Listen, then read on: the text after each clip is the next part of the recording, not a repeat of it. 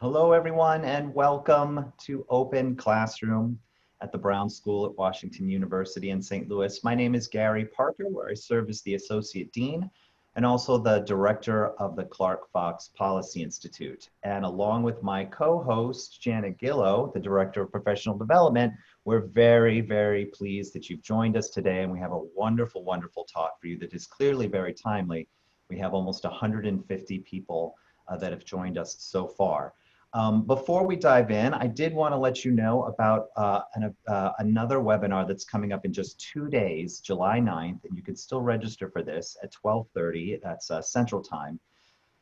And the topic is talking to your children about race and social justice. And we have really a fantastic panel. We have the Racial Justice Director, Mary Ferguson from the YWCA here in St. Louis. We also have Adelaide Lancaster, who founded an organization called We Stories, which is helping to talk to white children in particular about racism. She's also the co-chair of Forward Through Ferguson, an organization that I have the great pleasure of serving on the board on that's dedicated to advancing racial equity in the region. That's just to name a couple. I'm going to put a link in the chat feature so that you can get more information. That's part of the COVID and Race series, which has been really very, very interesting, looking at the disparities that are happening in the Black community, Latinx community, the Native populations, and lots of other really interesting topics. So I'll put a link so you can have access to those recordings and resources. So although we can't see or hear you, we do want to hear from you. So please continue to send your questions, your comments, your thoughts in the chat feature, and Janet and I will steer those to Kaleigh. But without any further ado, please welcome my co-host, Janet Gillow. Thanks, Gary. We need an applause track there, don't we? We need like... Yay me. Thank you so much, Gary. I am excited about today's program and so glad that you all are here to join us. I'm excited both about the topic and very pleased to have the honor of introducing Kaleigh Cornelison to you. I first met Kaleigh more than a decade ago when she was a Brown School MSW student, and it really has been a joy and a privilege to watch her career develop. First here in St. Louis, where she was at Safe Connections and Wyman Center. She then left our area to oversee the training at the Community Clinic Association of Los Angeles County. But she's continued to come back to us here in St. Louis to lead professional development workshops at the Brown School. Currently, she's serving as a program specialist at University of Michigan's Adolescent Health Initiative. So please welcome my friend, my fellow Brown School alum, here to talk to us about caring for yourself and your team in the era of uncertainty, Kaleigh Cornelison. Thanks, Janet and Gary, and thanks so much for having me. Always so excited to stay connected with the Brown School and to sort of come back and either virtually or in person, as I have done in the past, work with the professional development department. So like Janet said, I'm an alum of the Brown School. I spent a while in St. Louis working at Safe Connections, which is, some of you St. Louisans might know, is a organization dedicated to addressing the impact of dating violence, sexual assault, and domestic violence in the community. And so did a lot of work there around teen dating violence and talks to lots of young people all around St. Louis about healthy relationships and consent and what they deserve in a healthy relationship. And then worked for Wyman Center, where we worked on social and emotional learning and community service learning. And I worked at Brittany Woods Middle School for a while and Ferguson Middle School for a while, running some programs for them. And then was in Los Angeles for 2 glorious, sunny years where I got to oversee the training center for the Community Clinic Association there. And then that led me back to my home here in beautiful Ann Arbor, Michigan. And now for my 9-to-5 job, as I always say, I work for the Adolescent Health Initiative, which is a part of University of Michigan hospital system. And on the side, I do training and facilitation. So you're seeing my link to my website there, where I do training and facilitation and more so webinars these days and some digital discussion groups around important topics, and invite you to check that out and see if any of that work interests you as well. So thanks again for inviting me to speak today. I was thinking back to when Janet first asked me to participate, and I think it was maybe even back in March or April when they were starting to put the open classroom work together. And it's interesting because some of what I would have presented them then is the same as it is now, but also some of it is a little bit different or maybe a little bit more amplified or something maybe I have more on the front of my mind now than I would have before. So thanks everybody for kind of chatting in who you are and where you're logging in from. I'm noticing some organizations that I'm familiar with from St. Louis, which is always really cool to get that connected. So because we know that this has been kind of a hard couple of months, right? We had COVID hit back in March, really, at least here in Michigan, was when that really became we had more awareness around it. And we're also dealing with, increased awareness around racial inequalities in our country. So that's not something that's new, but the awareness of it has been amplified in the last couple of months. So I think it's important to kind of ground ourselves in what has been bringing us joy in the last couple of months. So go ahead and chat in and let us hear a little bit about what has been bringing you joy in these last few chaotic months that we've had. So I see here, using my time productively, learning new things, being alive, yeah, getting outdoors, gardening, my pets. Oh my gosh, my newborn daughter. Oh my gosh, we have so many coming through here.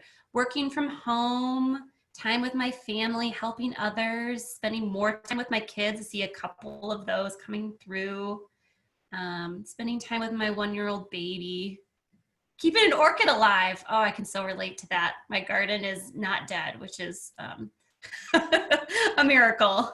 Resting, being with family, being in the comfort of my home, making art, having more flexibility. Yeah, brand new grandbaby, cooking, finding 4-leaf clovers, adopting a special needs cat. Well, that's a great segue. Feel free to keep chatting in your responses, but I will agree with folks who said pets and working from home, just to share my little fur babies that often I get to have with me and keeping me company. My dogs, Calvin and Hobbs, who are 2 rescue mutts that actually I adopted both when I lived in St. Louis. So here they are.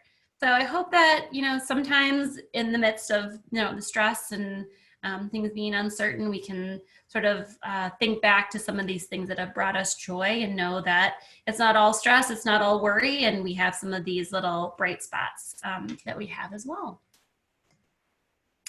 So here's our brief agenda for today. I'm really going to touch on 3 sort of key areas and also want to kind of name that I'm not going to solve all the problems of the world in 1-hour webinar, right? So I'm going to give some strategies, some resources. There's going to be a PDF document that has some links to some of the resources that I'm talking about today that will be available for you all. And so we're going to touch a little bit on strategies for making work from home more sustainable and supportive. So I saw a lot of people who are chatting in that they're working from home, but that comes with some increased flexibility. We get to see our kids and our pets, but it's not always easy. So I'm going to share some strategies around that.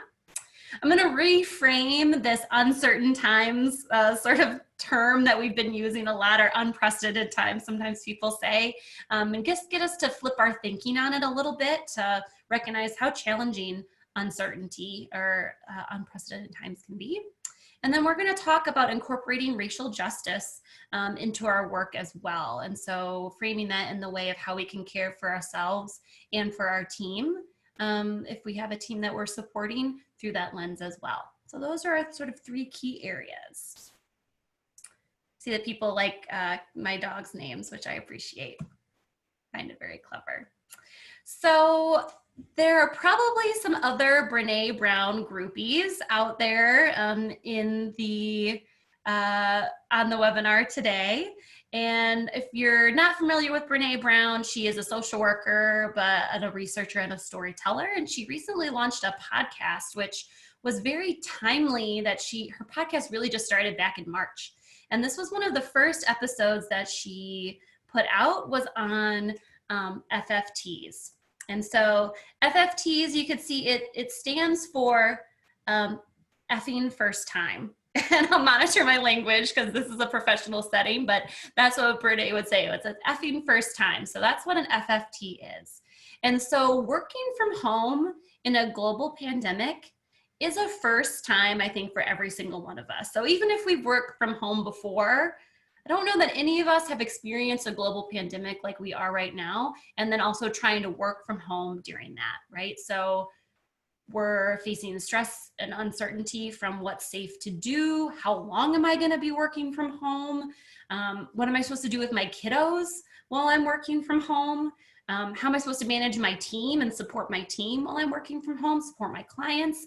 It's all a lot. And for most of us, it's a first time. So how do we start to combat that? So first things first, we want to recognize that we're in a first time, that we're in an FFT. And so I'm talking about this in relationship to the situation that most of us are in right now, but this can relate to a lot of different situations. So first thing is, okay, why am I feeling so out of sorts? Why am I confused? Why am I frustrated? Okay, is this a first time? That can be a little light bulb moment for us to sort of recognize that this is something to kind of take a step back and gain some awareness around. So first thing is to normalize. This is how new is supposed to feel. I can't imagine anything that I've done for the very first time that I was great at the very beginning, right? Most things, especially as adults, most things take a little bit of getting used to. And new feels uncomfy, it feels clunky, it sometimes feels frustrating. And that's normal, and that's okay. I'm going to share just sort of a benign example with this, which is that to sort of combat some of the stir craziness, my wife and I just bought kayaks, and that means that we have to transport the kayaks, which means that we have to figure out how to put kayaks on top of our car and strap them down and drive from point A to point B anytime we want to do that. So the first time that we put those on there, I think it took us probably 2+ hours. A lot of words were exchanged between the two of us. It was not easy, but in the midst of that, I kind of took a step back and thought, oh, okay, this is the first time. How could I know all the little tricks and the shortcuts to make this easier for myself? Because it's the first time I've ever done this. This is okay. This is how new is supposed to feel. Now, bringing that back to working from home in a global pandemic, of course, we're stumbling through this at first. We can't exactly know how to manage this because we've never done it before. That's okay. Second part is to put it into perspective.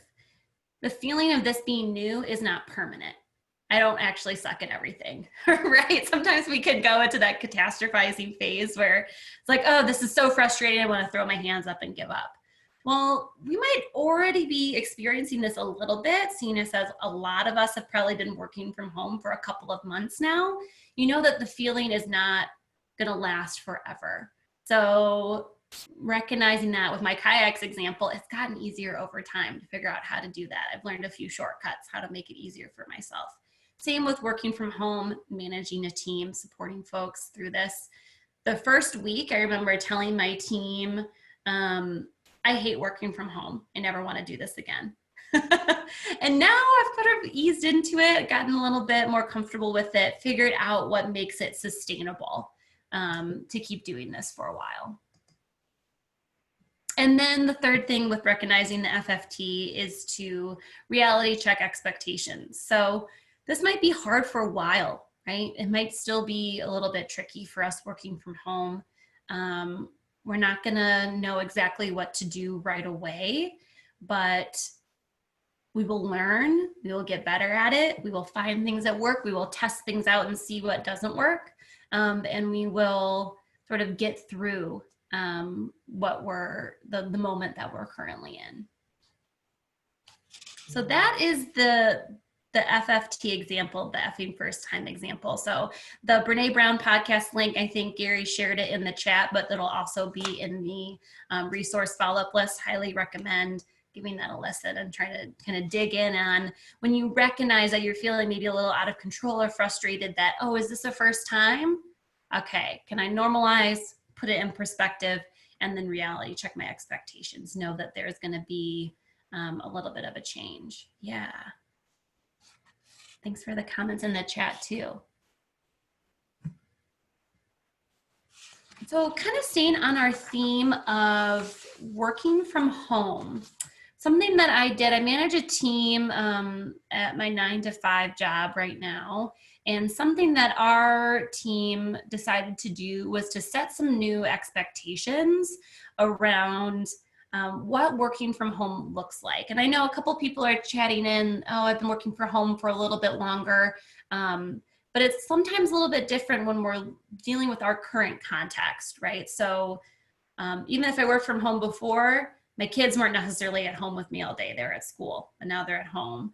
Or I wasn't dealing with this added stress of the COVID-19 pandemic and some of these other things that are going on in the world. So suggestions around setting new expectations when we're working from home.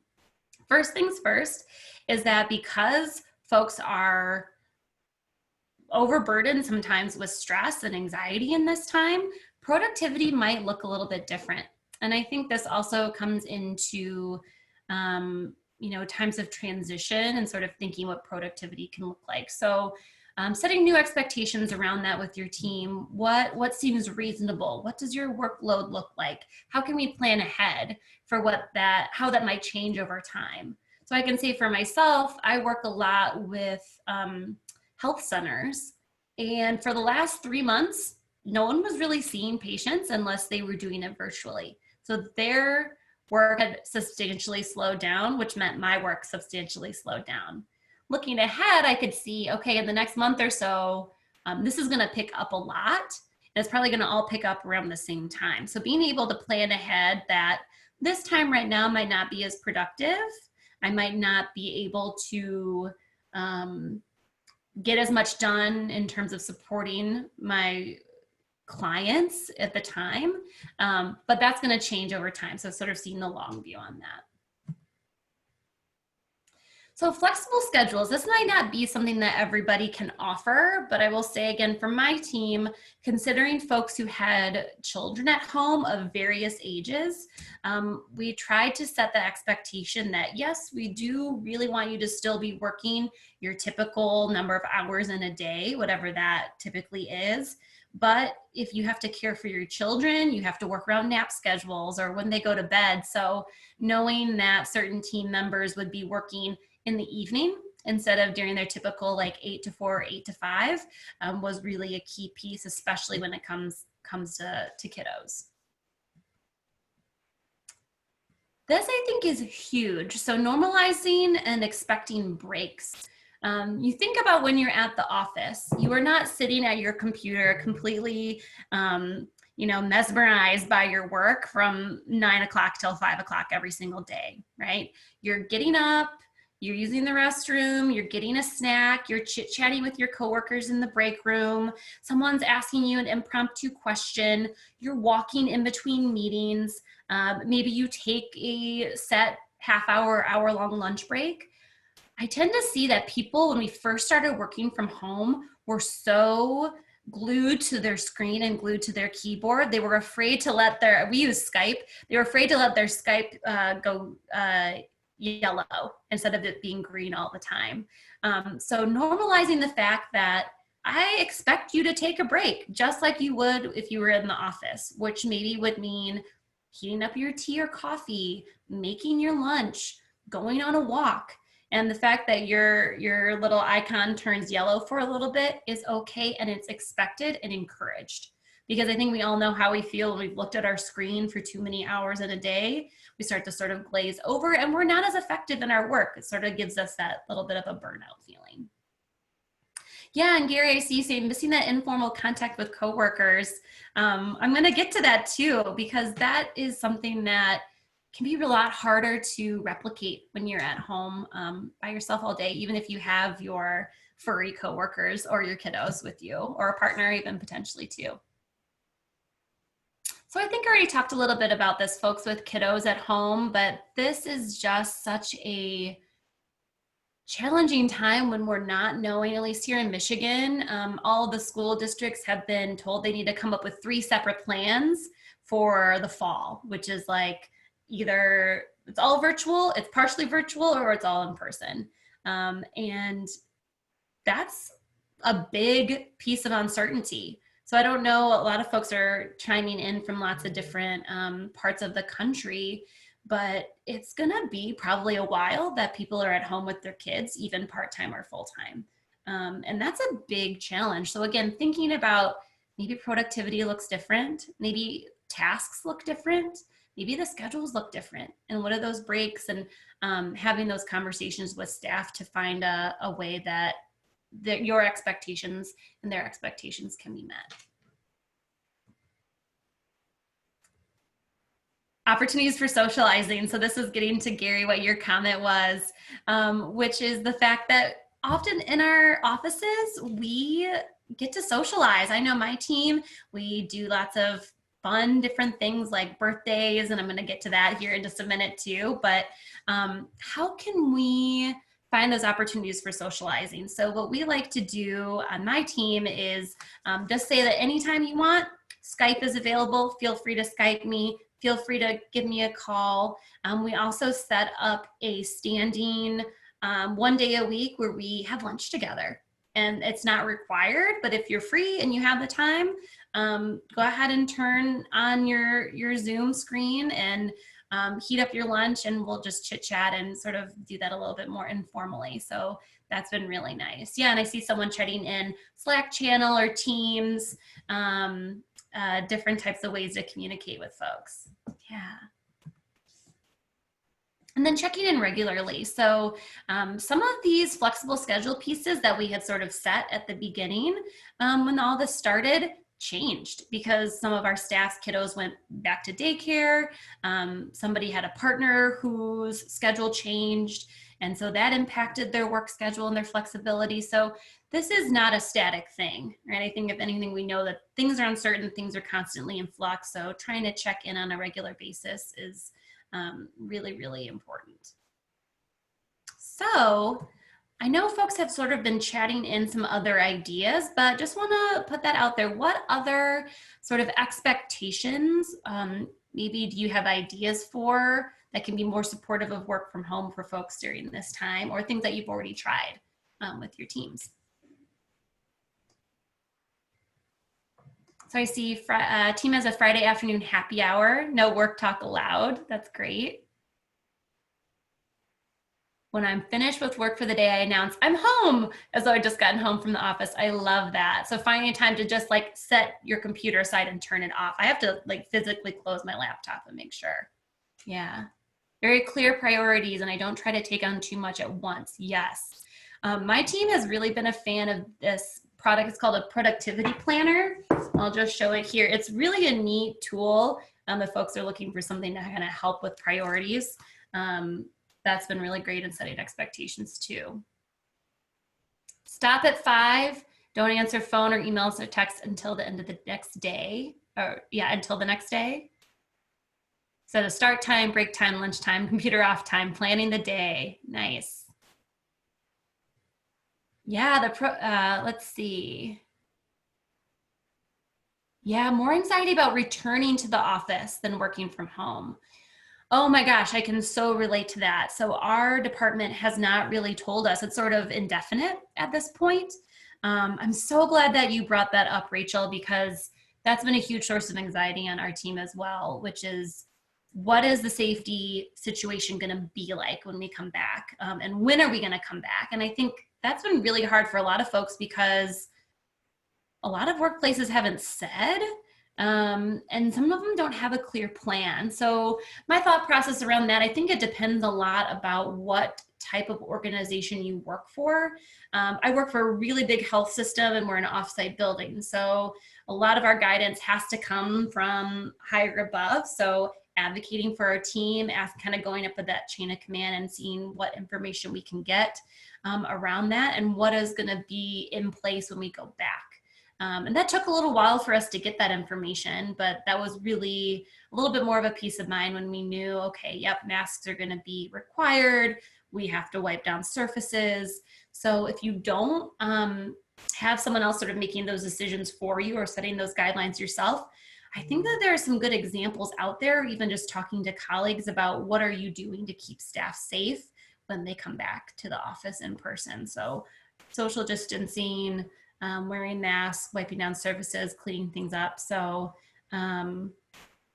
digging into that a little bit more deeply. Yeah. Great. So sort of moving along, I was going to keep an eye on my time here.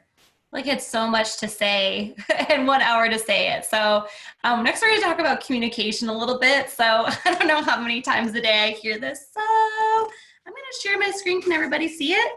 I think we all are familiar with that line of questioning these days.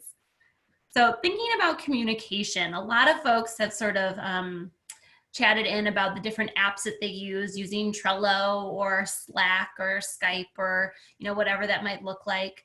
One of the things that I think can be really helpful is setting the expectation that not every single call has to be a video call. Because even right now, as I'm talking to you all, I have myself hidden, so I can't see myself because I'll get distracted by my own video. So considering, is there a better time to just call on the phone or just call in Zoom or Skype or whatever platform you use? Is this a quick text to my team member? Is it a chat in to my team member? What is the best form of communication for this particular instance, and not just always defaulting to the video, which can be really exhausting. And knowing that Zoom fatigue is a real thing. So like I said, I have a couple of little strategies that I use to try to combat my Zoom fatigue. And I'm going to go through a few of them here. So avoiding multitasking. So it can be really helpful to close your email, silence your phone, or just put it on do not disturb, and to close other windows when you're having a meeting that requires your attention. This is something that I learned. I did this leadership course actually through the Brown School. We got through one of our 2 weekends that that class was taking place before we had to kind of take a pause on it. But that was something that that class really emphasized, was trying to be super present. And that's a lot harder when we're right in front of our screen and right up in front of our computer. And maybe I can sort of like text on my phone and somebody might not notice if I'm in the meeting with them, but really trying to avoid that and being present. As I would if I was just sitting in a room with you, having a one-on-one conversation, or sitting in a conference room with you, where it would look super rude if I was texting in the middle of our meeting. So trying to have that mindset of being present and avoiding the multitasking. Building in breaks. Our team is notorious for putting meeting after meeting after meeting, but we've talked a lot about how valuable those breaks are. And so even if you have to put that in your calendar, 5-minute break, 10-minute break, whatever that is, so helpful. Asking, does this need to be a meeting? That's one of my favorite questions. Or is this just a working document in Google Docs or on a shared drive where we can comment and do some real work that way, as opposed to having so many meetings that we're super fatigued by the end of the day or the end of the week? Oh, physically move. So this is one of my favorite things that I just recently started doing, which is I have my little desk here, and if I have to take notes or I'm working on something specific, I like to sit here. But if I have a meeting where it's more of a check-in, or I don't think I have to take notes, I move to my couch so I can have that feeling of, like if I was in the office, moving to a conference room, and making sure that I kind of get up, move my body, even if it's just to move to a different seat. So I don't sort of like get molded into my chair by the end of the day. And then one that I already mentioned, which is to hide your video. This is really a good strategy because I find like the minute I turn on my video, I'm like, oh my gosh, my hair looks a mess, what's happening and I'm distracted by my own face, which when we're in a normal meeting in person, we would never be doing that. So that's a nice little trick.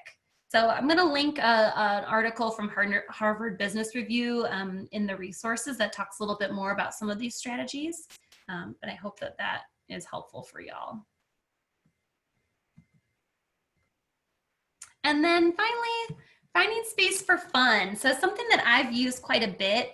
I don't know if folks are familiar with the platform Poll Everywhere.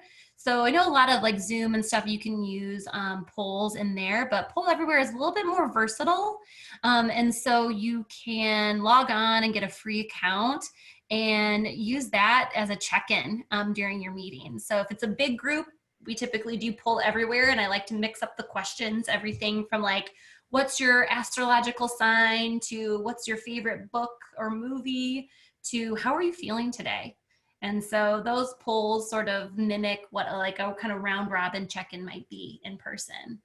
For other small meetings, we just do an informal check-in where we have everybody kind of go around and say like, oh, hey, how are you? Or answer a specific prompt that people take turns coming up with. So that kind of helps things to be a little bit less hearted and less work, which sometimes is how we end up working when we're working from home.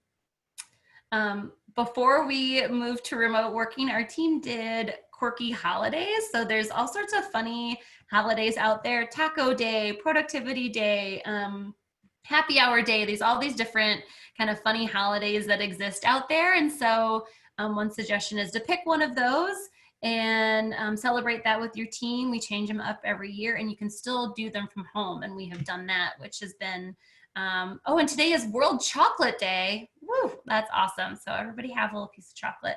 I already have had mine for today, so I'm on the ball with that. So keeping up with some of those like in-office traditions and getting creative about what that can look like when you're working remotely. Same with birthdays. I know a lot of offices celebrate birthdays, and I actually just had a birthday in June, and I was the first one on my team to have a birthday while we were working from home. And I was shocked at how creative our team was in helping me feel really special and celebrated. And so I logged onto a meeting, and the first thing I saw was everyone on my team holding up a little handmade sign that said happy birthday, which was just so thoughtful and cheap and easy and fun. And it still sort of helps folks to have that community feeling even when we're from home. So any other office traditions that folks who are logging in today have maintained in creative ways while you've been working from home?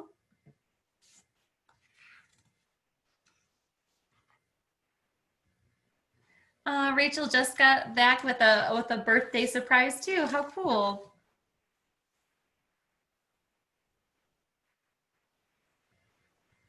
Fun. So we've had potlucks and have people continue to RSVP with the dishes they are making. Love that. Weekly social distancing park lunches. Very cool.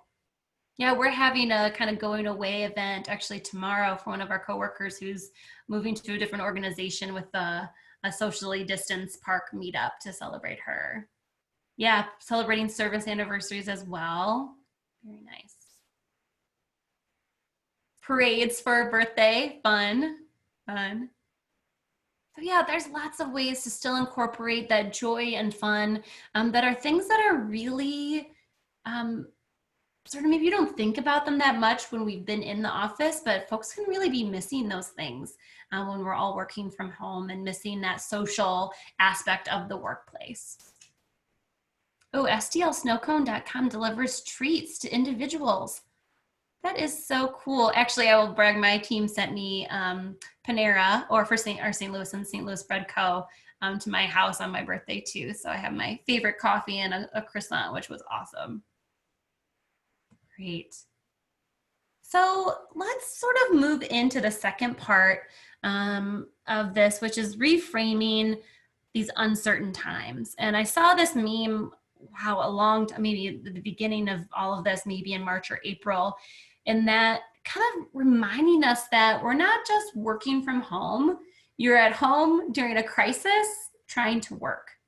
And it's really important to recognize that in the midst of all of this, we are managing trauma, grief, and anxiety, all the while we're trying to work and to support our teams and to support our clients, many of us who work with clients and patients. And so remembering that that is also not just that it's a first time, but that it's a first time in the midst of a crisis is really key to putting some context on any challenges we might be having right now.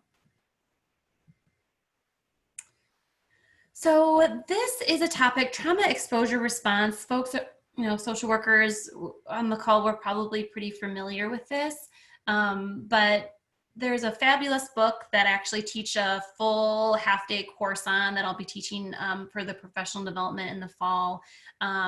Fabulous book called Trauma Stewardship by a woman named Laura Vandernoot-Lipsky, and she talks about this trauma exposure response, which is how we can react and are impacted by experiencing trauma around us, right? So that could be trauma that we've experienced ourselves, or it could be trauma that we are experiencing from our clients or our patients or just the world around us, okay? So it's really helpful for me to revisit what some of these trauma exposure responses are in this moment, right? So I look at this list of the different responses that we might have to being exposed to trauma, either directly or indirectly. And I notice a lot of things that I've felt or experienced in the last 4-ish months that we've been dealing with COVID, that we've been seeing racial injustice brought more to the forefront. And so these are responses that are pretty common when it comes to trauma. And I would guess that a lot of us are feeling maybe or experiencing some of these things in the last 4 months. So if you feel comfortable, feel free to chat in which one of these or which two of these might be resonating with you, or maybe that you've seen with your staff that you support or your team that you support. Just to sort of recognize that the time that we're in is pretty traumatic right now. And these things are a common and normal and expected response to experiencing some of the trauma that we've had. I can say I sort of fluctuate between a lot of these. Anger, thanks for typing that in. I get angry all the time where I'm like, oh, I just want to go and do the things that I want to do, but I'm stuck at home trying to be safe, right? Minimizing is a great strategy that I love to use. Like, it's not that bad. It's no big deal. Guilt. Someone saying all of them, but chronic exhaustion and physical ailments. Yes, this is huge. Dissociative moments, high anxiety. Yeah. Feeling hopeless and helpless is one that I will say too. Again, when this all sort of first started, I was like, I'm stuck at home. I'm not doing anything. And then I tried to go give blood one day, and then the blood drive was canceled, and I was in tears because I felt like that's the one thing I can do, and then I can't even do that. And so that was a big response to the trauma that I was experiencing at that time. Yeah. Sense of never being able to do enough, inability to empathize. Hypervigilant, yeah, especially when you see someone without a mask on. Yes. Yeah, thanks everyone for sharing those. So what I want to do with this is just sort of bring our awareness to the fact that these responses are common, they're typical, they're normal, right? Again, we're normalizing these pieces. And also recognizing that this trauma resilience work is work that's beyond the scope of a 1-hour webinar, right? But just to sort of name this and claim this, that this is real and this is understandable, right? So maybe we can be a little bit more gentle with ourselves.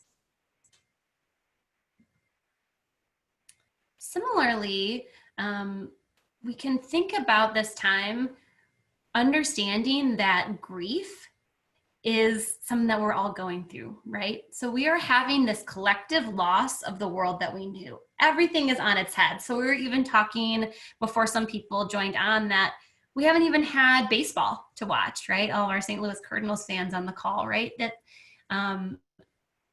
we are mourning so many different things right now, both large and small. So some of us may be grieving the loss of life for someone that we knew who's been affected right now, right? Or we could be mourning something like that vacation that we were really looking forward to, or a baby shower that we were planning for a friend, or whatever that might be. The loss of normal, for so many of us, physical connection, routine. I actually went into the physical office that I typically work in to print some things out today. And I was like, man, I really just miss my office space there. My home office is great, but I just had created such a beautiful space there and I really missed it, right? So acknowledging that grief is totally normal and okay, and something that most of us are probably feeling, and that we shouldn't try to compare our grief. The worst loss is your loss, right? And this is some work coming from David Kessler, who wrote a book called, the book is called The Sixth Stage, I believe. And again, that's going to be in your resources packet. So just again, acknowledging, reframing the fact that it's not just a flippant uncertainty, right? We're really mourning everything that we don't have access to or are not able to do anymore. Yeah, the worst loss is your loss. David Kessler said that, so I have to give him credit. Yeah. And again, he talks a lot about the different stages of grief, and many of us who are, therapists or, in the helping profession know about the different stages of grief, which these are things you might all be experiencing. And he adds the sixth stage of grief, which is finding meaning. And so noting again that these are not linear stages, and that these are things that, again, we might all just, it makes sense if we're experiencing any of these things: denial, anger, bargaining. Well, I can go to this thing, but maybe not this thing. But if I wear my mask, I might be okay. Yeah, there's a lot of this going on out there. Yeah, the book name, I think it's called The Sixth Stage of Grief, but it's going to be in the resources PDF. Thanks, Janet. Yeah, and then that's my other workshop that I'll be talking about on burnout.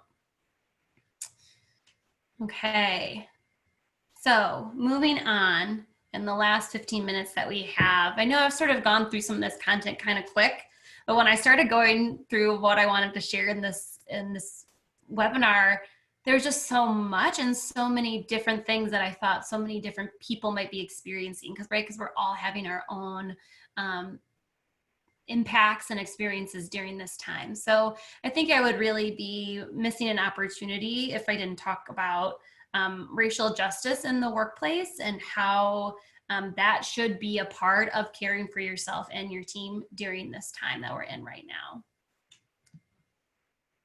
So a lot of organizations, nonprofits and large companies and everything in between, came out with statements after George Floyd was murdered, and that was great. We kind of saw that unprecedented opportunity for people to kind of stand up and say, like, yep, I'm for racial justice, I'm against racism, but we know that it has to be more than that. And so if you're in a position in your organization to sort of impact next steps, we need to do more, right? And so going through some suggestions around this, and I want to again highlight the really cool webinar that's talking to children about race. Gary just linked that in the chat. That's coming up from the Brown School, but that there are so many better people to talk about this topic than me, but that shouldn't be a reason that I shouldn't talk about it today, right? So there are way many more Black activists and folks of color who do a lot more work around this, but we all have to have a responsibility to talk about racial justice, even if we do it imperfectly, which I will likely do today. So a couple of points with this.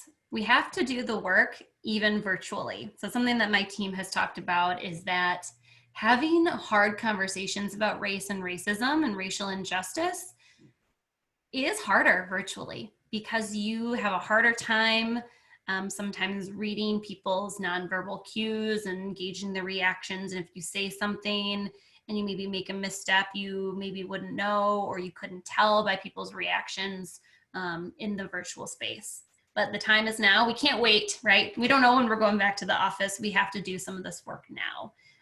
So that's really, really important that this starts now and doesn't end. So first of all, creating space for healing and support for staff of color. So for the staff of color on our team, it was an opportunity to either opt in or opt out to doing some work around this. So if folks needed a space to talk about how they were feeling or not talk about how they're feeling, or take some time off or have a flexible schedule because they were feeling trauma at that time, they needed to have that. And so again, taking cues from folks who are the experts on their own experience in that space. Creating space for that self-reflection, and I would add having that time during work for your team to do that. So figuring out, what are my unknown unknowns, right? What don't I know that I can bring into my awareness? What can I read? What can I watch? What kind of resources are out there? And there are so many. Again, I'm going to link some in the resources page that I provided, but there are so many more that aren't listed there that maybe are more specific or more relevant to your specific workplace or organization, or the work that you do, or your own identity, depending on what that is. And working on dismantling white fragility, as I mentioned, that this isn't always an easy thing for white folks to talk about, myself included, but that shouldn't be a reason that we don't speak up and try and do our best and learn and make mistakes and move forward and work through that. And again, this was, again, conversation with our staff, with not expecting staff of color to do the work around this, right? We expect that our white staff are doing the work to bring awareness and to make our work and our workspace better in this racial justice space. Wanted to include a quote here from a book that many people are probably familiar with now on how to be an anti-racist. So Ibram Kendi says that the heartbeat of racism is self-reflection, recognition, admission, and fundamentally self-critique. We have to look inward, right? Especially as white people. A racist, when charged with racism, will say, I'm not a racist, no matter what they said or did. An anti-racist would be willing to confess and recognize what they just said or did was in fact racist. So we have to bring awareness and be open to our own self-critique. So that book is going to be linked in the resources page. And thanks, Gary, for some of the other resources that you're linking there through Ferguson, which is an awesome resource as well. So a couple of more concrete things to consider when we're looking at being anti-racist in the workplace. Questions to ask ourselves: how are our staff of color's voices being amplified or not in our organization? Do we have racial diversity in our organization? Sometimes we say diversity, yes, we need to be more specific too. We mean racial diversity. We mean this kind of diversity. So how are we bringing that and those voices into our organization and amplifying those voices? What does our board look like for us nonprofit folks? So is our board representative of the communities that we serve? Are they representative of different identities? Are those voices represented at that level of our organization? Same with our leadership team. What does our leadership team look like? Who is in the room making decisions for our organization? And do our hiring practices address racial bias or other types of implicit bias? So if there are no folks of color in the room, what does our hiring look like, and how can that have an impact on who is doing the work that we have in our organization? So here's a couple of strategies. Again, not exhaustive lists.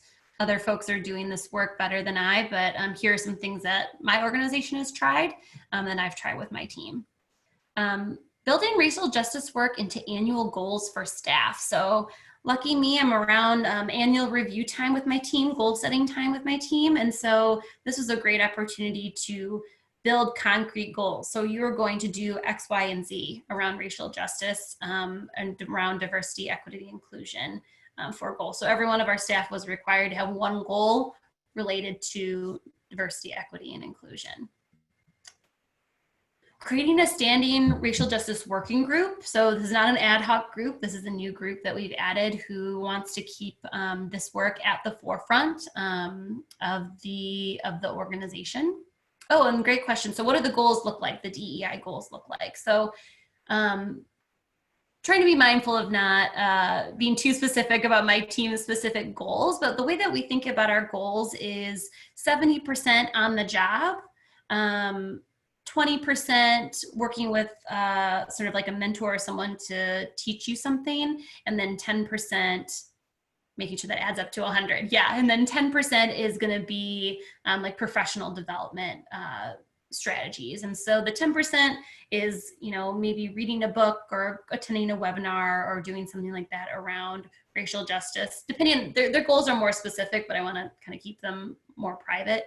And then the 20% is could be finding a mentor, talking to someone who's, you know, more educated in this area, learning from our diversity, equity, or inclusion lead on our team.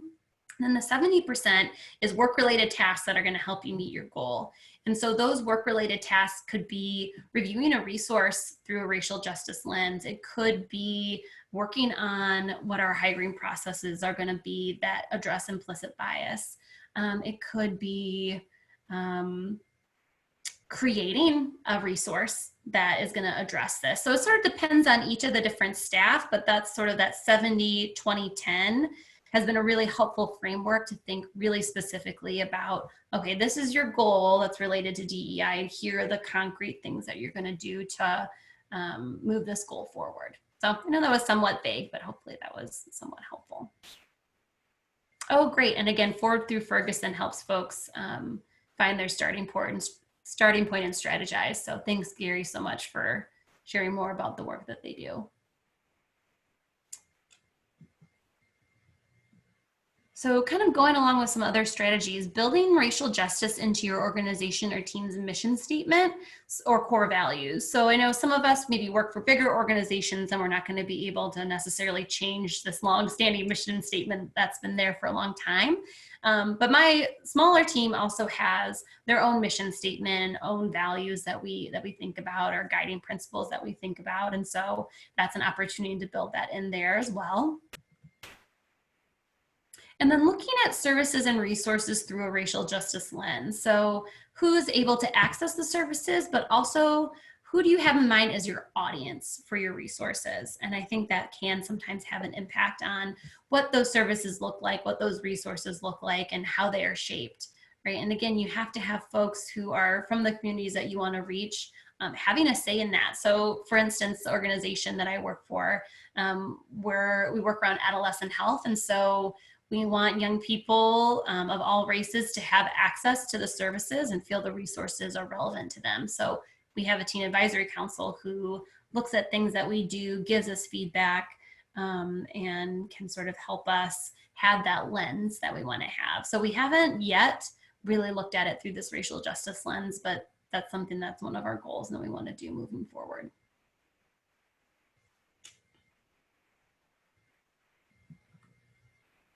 And then strategies. So again, with this kind of continuing on the strategies, working to address biases in your hiring process. This is something that has been really a fascinating practice for me in the last year, maybe 6 months. We hired a bunch of new staff and sort of took on a new process for hiring that we were really intentional around trying to take some of our own implicit biases out of the process.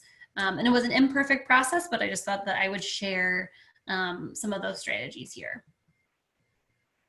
So first of all, even when we're writing the job description, thinking about what degrees do we require for hiring, and could we change that to this degree or relevant equal experience, and then defining what that relevant equal experience might be. So being really specific about that in the setting that I work in. Once you say you require this degree, we can't change it. So way back to even when we're writing the job description, thinking about what that looks like. So blinding resumes. So this is something that was a really interesting practice for us because, you know, when you're looking at someone's resume, there's some research around certain names being discriminated against or treated with an implicit bias. And we also asked someone outside of the hiring team not only to take out the name, but also what university that person went to and where they lived, because those were things that we had sort of identified as us potentially having a bias towards. So I might have a bias towards someone who went to the Brown School because I went to the Brown School and I had such a great experience, right? So taking that off sort of eliminates the opportunity for me to even have a positive or negative association with the fact that someone lives maybe out of state or in a different community than I do, or what organization they went to. And again, names were also taken off of the resumes. Diversifying our hiring team. So not as having people who are in leadership positions as a part of the team, thinking about who those different folks in the room and at the table making those decisions are. Being careful about word of mouth referrals. So this is a tricky one. And again, this is an imperfect process, something to consider, something to, you know, try on and see if you think it might work. But again, with the blinding of the resumes, that took away the opportunity for someone to say, oh, my friend or someone that I know is applying for this job, because that could potentially give me a bias towards that person when an equally qualified candidate might be right there next to them that I might not consider in the same way. So that one is something that our organization gets a lot of people saying, oh, I know so-and-so on your team. Can I refer this person who's going to be hired? Now we say no, thank you. And we say we blind all of our resumes, and this is how we do our hiring process. So a little bit controversial. We had a lot of conversations about this on our team, and that, are we going to miss a good candidate if we do this? But we tried to kind of have faith in our process and see how that worked. And then again, this was something that was really tricky, and we talked a lot about it, and it was a really interesting practice. So during the interview, we had the same person ask the same question for every single candidate. This is for the in-person interviews at the time. And then we didn't ask any follow-up questions to what the candidate said, because from our Office of Equity and Inclusion, we had a training, and the trainer for that said that often if we like a candidate based on how they look or how they present themselves, we might be more likely to ask them a follow-up question to help them along to answer the way that we want them to answer. And that gives them an unfair, you know, kind of leg up potentially. So that was really interesting. We let all of our candidates know that we were going to be doing that, and it was a little bit awkward. Again, I don't know that that was a perfect process, but just something to consider next time that you're doing your hiring. So kind of moving along, I know I have just a few minutes left. Another fabulous book by Austin Channing Brown. I'll kind of skip over this quote, but this will be available in the notes. And then just thought I would see in these last couple of minutes, I think I probably have 1 minute left, would be sort of what were your takeaways from today? I know this was a lot of content, and I kind of sped through all of this to give you as much as I possibly could, but want to give folks a chance to sort of say, yeah, or ask any questions that we have now. So Kaleigh, I think we have run out of time, unfortunately. Yes. And I want to thank our attendees. I have never seen the chat move so quickly with so many comments.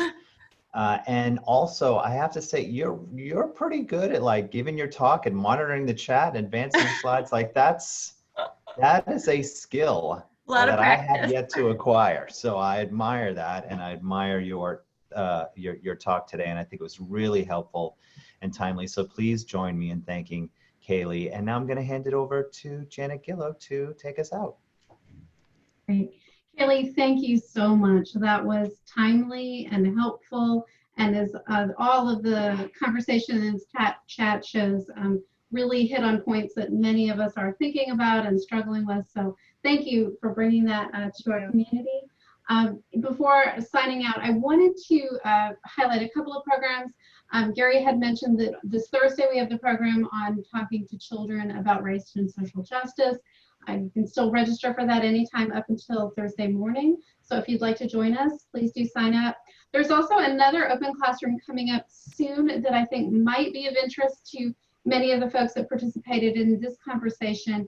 And that's on Thursday, July the 16th. We're having a conversation with Chris Fry about how introverts and extroverts are managing social distance differently. So as we're thinking about some of the strategies that Kaleigh shared with us, recognizing that who we are affects what we need, and decoding that with others. So I just wanted to throw that as a suggestion to folks. And with that, we are at time. Thank you all so much for making this a part of your day and joining us. Thank you to Kaleigh and my co-host Gary Parker. Please stay healthy and safe, everyone, and look forward to seeing you again at Open Classroom soon. Bye now.